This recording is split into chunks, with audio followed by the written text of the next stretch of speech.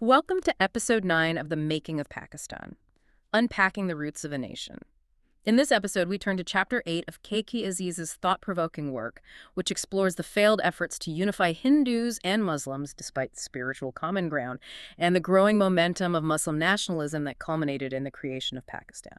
And this chapter really takes us on quite a journey. We start by looking back at those moments, those historical attempts where unity maybe felt possible, exploring paths not taken. Right. Then we shift to look at the complex and often quite contradictory reality that emerged as the push for Pakistan really gathered steam. Okay, let's dive into that. The source starts with these early attempts at bringing Hindus and Muslims closer, this idea of rapprochement. And even if they failed in the end, the fact they happened at all feels important, doesn't it, given the divides? Absolutely. And Aziz really focuses on Kabir back in the 15th century as a key example. He was born Muslim, but had this really interesting exposure to both Hindu and Muslim thinking. And his message sounds pretty radical. He was attacking the sort of external rituals and requirements in both religions. Exactly. He was saying, just going through the motions isn't enough.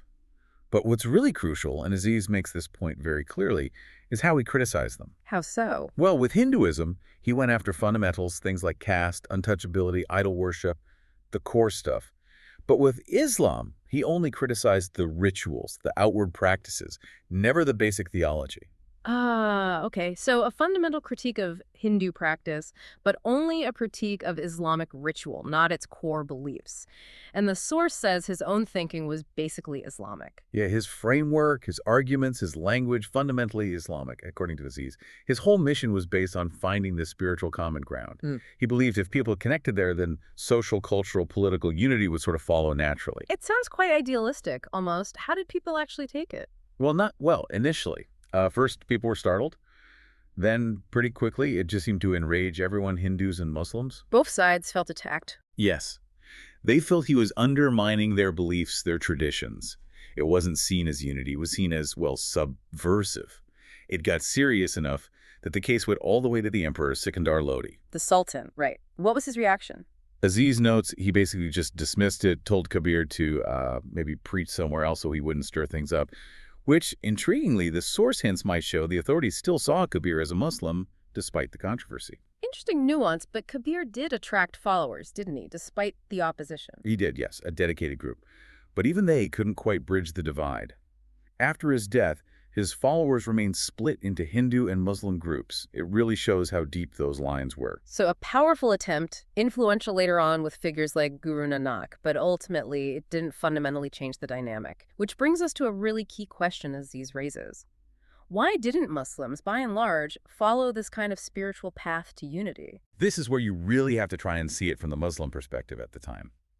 Aziz explains that even though Kabir's message used Islamic language, many Muslims saw it as maybe a subtle Hindu attempt to just absorb Islam into the broader Indian religious landscape. Like assimilation. Exactly. A fear of losing their distinct identity. They knew Hinduism had absorbed other groups and faiths historically. They worried this spiritual path could turn their presence, their historical triumph in India, into a kind of defeat. And there were other concerns, too. Yeah, like the focus on spirituality over formal practice. In a minority community, those outward rituals, the formal observances, they're really important for solidarity, for knowing who we are versus they. Laxity felt dangerous. Could lead to numbers dwindling, maybe? Precisely. The fear was that Islam could just fade away in India. Was the whole point of the Muslim presence in India to just compromise with, what they saw as the heathen and lose itself? That's a stark way to put it. And Aziz suggests the deepest factor might have been about self-respect. Muslim individuality. If all religions are fundamentally the same, then what's the special value of being Muslim? Religion was their key marker of identity. So this unity movement felt like an attack on their very core. Less unity, more like a crisis of belief, a conspiracy even. The choice, as they saw it, was Islam or compromise. And Aziz says they chose Islam, their individuality, without hesitation. But the source does mention some smaller connections, right? It wasn't all antagonism. True, he calls them mere drops of goodwill. Things like, Hindus visiting Muslim shrines, saints having disciples from both communities, people attending each other's festivals, Dussehra, Holi, Eid, Muharram. So those things existed. They did. Moments of connection, tolerance, but just not enough, not deep enough. to overcome the wider antipathy or prevent the eventual break. Okay, so the spiritual path didn't quite work out. What about culture? Were there attempts at unity through shared culture? Yes, Aziz looks at this too. Urdu is a prime example. A language spoken by millions of Hindus and Muslims. Hindus were major contributors, writers, poets, patrons. It seemed like a potential bridge. And it did lead to a sort of shared culture in some places, like Lucknow. Definitely. In cities like Lucknow, in the United Provinces, you saw this real blend in dress, language, literature, food, lifestyle.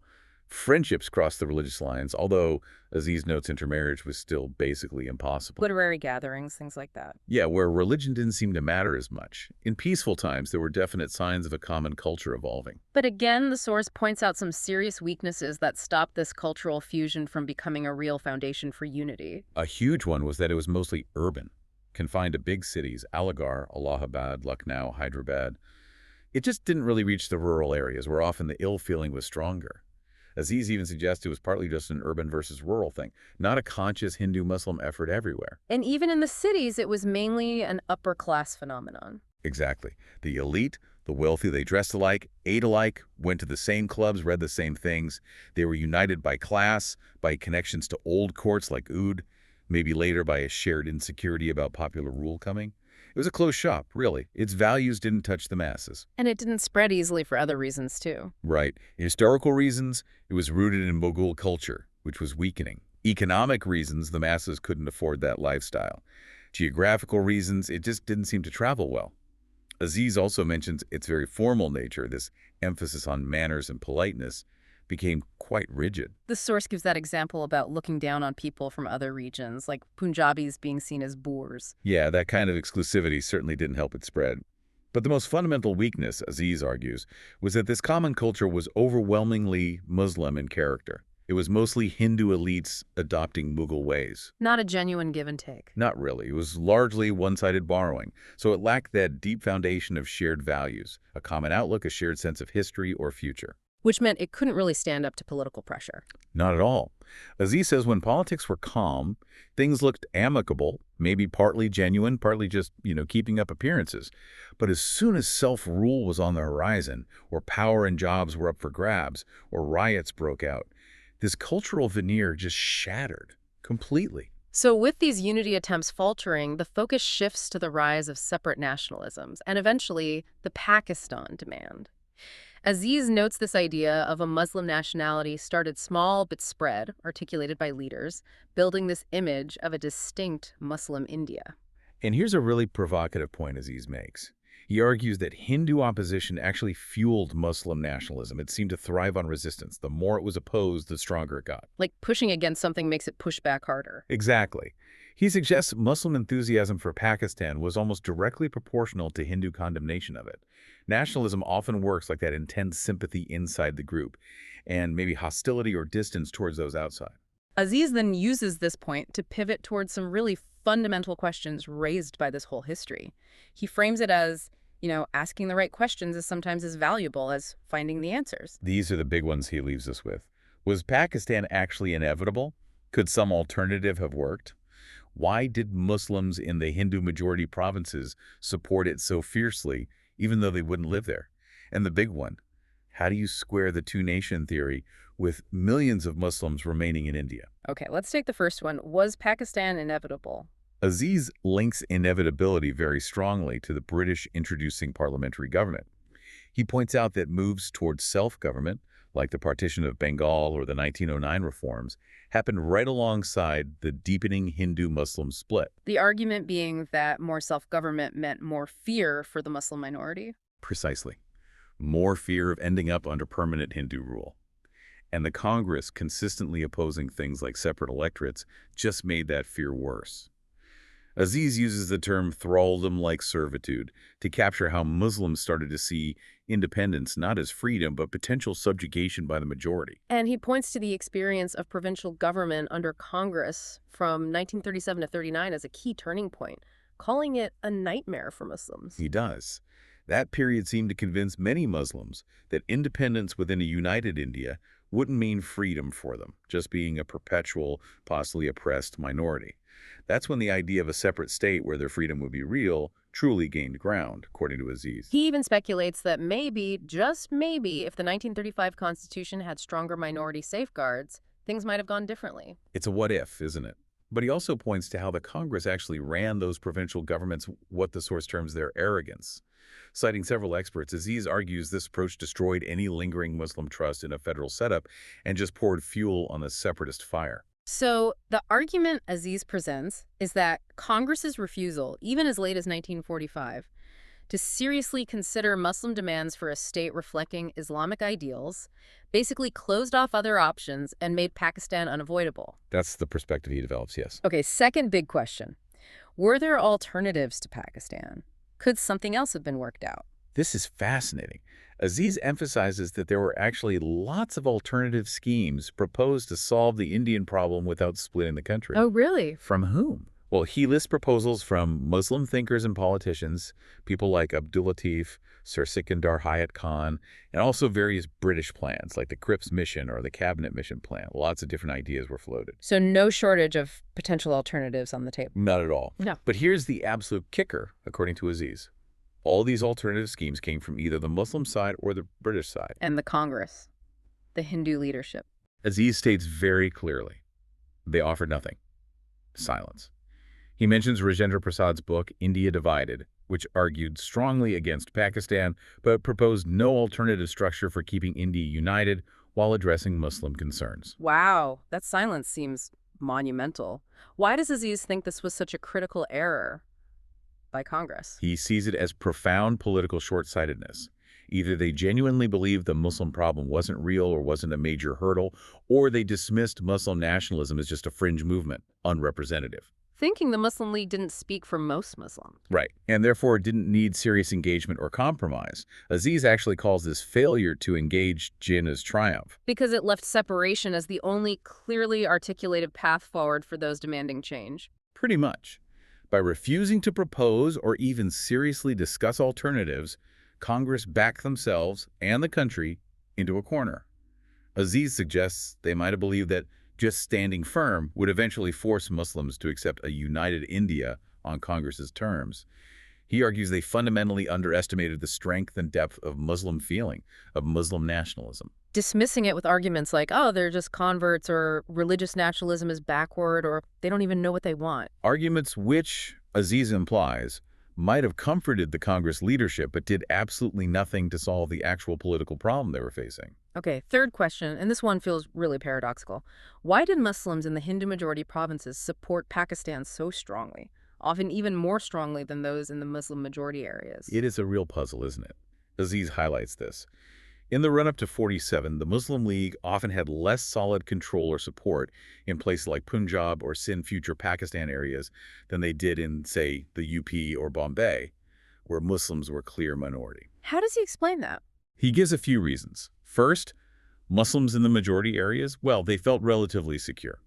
Being the majority offered a kind of inherent protection, regardless of who was technically in power.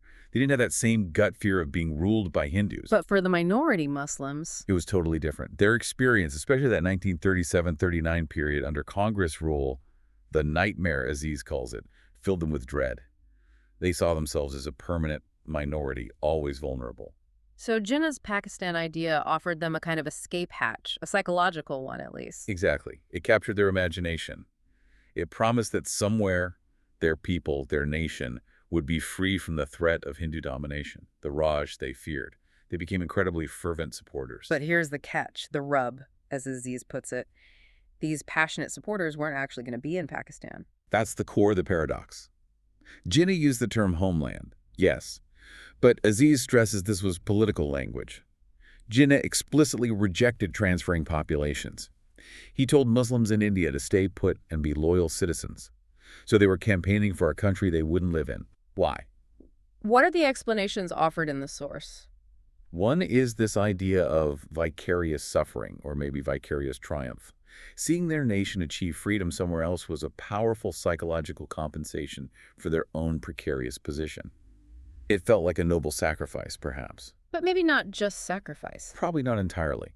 Aziz brings up political retaliation. Hmm. The idea was that having a large Hindu minority inside Pakistan would act as a kind of insurance policy. A hostage theory, almost. That's a harsh way to put it. But yes, the understanding, even mentioned by Jinnah, was that if Pakistan treated its Hindus well, India would have to treat its Muslims well. It was leverage. So using the Hindu minority in Pakistan to guarantee their own safety in India. That's certainly one interpretation Aziz presents. Another factor was just the sheer emotional power of the Pakistan movement, the two-nation theory, the propaganda. It created this intense emotional wave, especially for Muslims in Hindu areas. It kind of benumbed their critical faculties, Aziz suggests. So they didn't fully think through the personal consequences. Maybe not until the terrible riots started in late 1946. By then, the momentum was unstoppable, and views were locked in. The passion for the cause overshadowed the practicalities of their own future. And there's one more possibility mentioned, a strategic one. Yeah, a final, maybe more cynical view. Perhaps some didn't really believe Pakistan would happen, or even want it literally. Supporting the League, it might have been a tactic. Create a deadlock, delay the British leaving, keep the impartial British rule going longer instead of facing immediate Hindu rule. So supporting Jinnah to protect their own immediate interests and leverage, rather than purely for the creation of Pakistan itself. There's another layer of complexity. Aziz adds to their motivations. A really tangled situation. Okay, on to the final big question.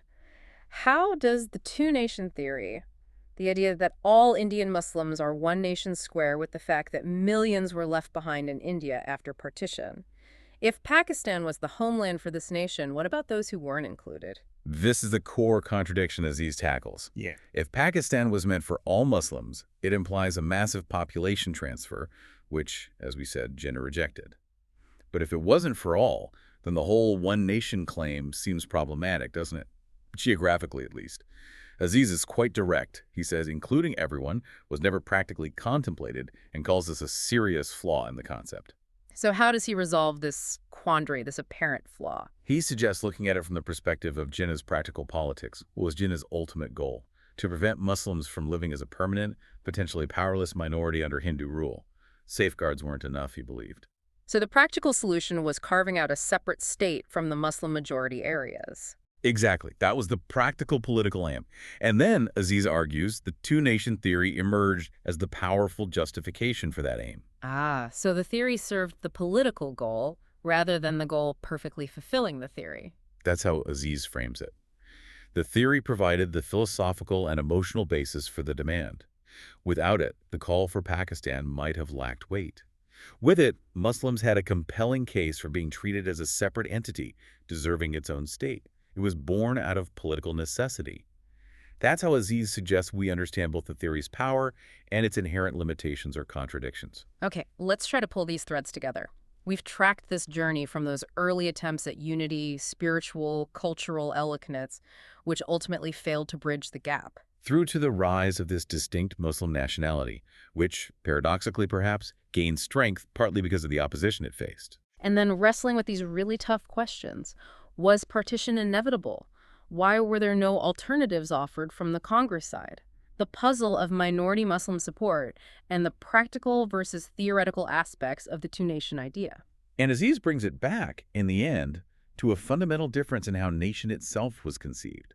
He describes Muslim nationalism as being more subjective, more psychological, based on a shared feeling of being a nation. Linking it to thinkers like Mill or Renan, who emphasize that shared will or consciousness. Right, whereas he sees Hindu nationalism or broader Indian nationalism as more territorial, more objective. Based on the landmass of India itself defining the nation. Exactly. More aligned with thinkers like Herder, who looked at objective markers like geography or language.